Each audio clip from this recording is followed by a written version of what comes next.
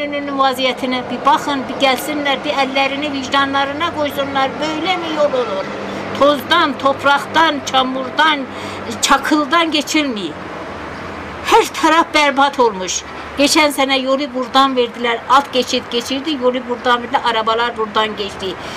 Yahu görüleri gördükleri halde bir yani kepçe tökecekleri kum veya çakıl veya pul, başka bir şey yok.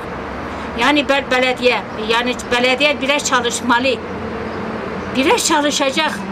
Yani illi yıkıntı oldu, illi deprem oldu, yolların tozu, toprağı. Karadenizliler geldiler buraya, sordular Karadenizlilere, dedik sevdiniz mi? Yani çok sevdim. Paris gibi yer, çok güzel, denizi, her şeyi, insanı çok güzel. Ama dedi, tozu, toprağı çok dedi. Belediye çalışmıyor dedi. Bak el geldi memleketimize. Geldi bizi kınadı, belediye başkanımızı kınadı ki toz çoktur. Ben bunu belediye başkanının önünde de konuşurum. Gözleri hiç mi görmüyor? Hiç mi arabadan geçmiyorlar? Hiç mi belediyeci ile belediye başkanı orada dursun? Belediyede çalışanlar, bu işle yani alakadar olanlar, bu yollarla, izlerle, parklarla alakadar olanlar hiç mi çukurları görmüyorlar? Hiç mi suların delindiklerini görmüyorlar? Hiç mi suların aktığını görmüyorlar? Ya böyle mi olur ya? Hiç mi o kaldırımlar hep toz içindedir, onu bir yıkamıyorlar? Yani aha işte şeyin önündeyim, burası yeni yapılan Adliye Sarayı'nın önüdür.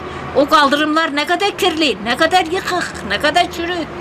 Ne yapsınlar? Ya, eğer o yapmayı karayollarına aittirse, karayollarını belediye başkanıdır. Her şeye gücü yeter, orayı arasın.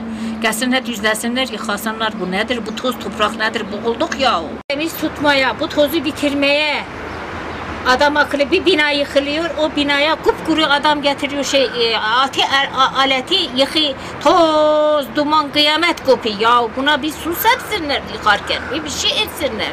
Bir yandan da yıkarken su serpsinler, bu toz toprak etsin, bütün milletin evi, barkı, hastalık.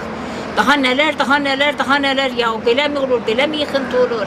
Bir gitsinler İstanbul'a baksınlar, Ankara'ya baksınlar, bir yer yıkılanda bir bakısınlar, ne biçim yıkılıyor, ne biçim su tutuluyor, ne biçim etraf mahfaza oluyor. Öyleyse bir yer yıkılanda, öyleyse her taraf berbat olsun. Vekilleri çalışmaları lazım. Biz milletvekillerine oy verdik çalışsınlar diye. Onlar çalışacaklar, mecburdurlar çalışmaya.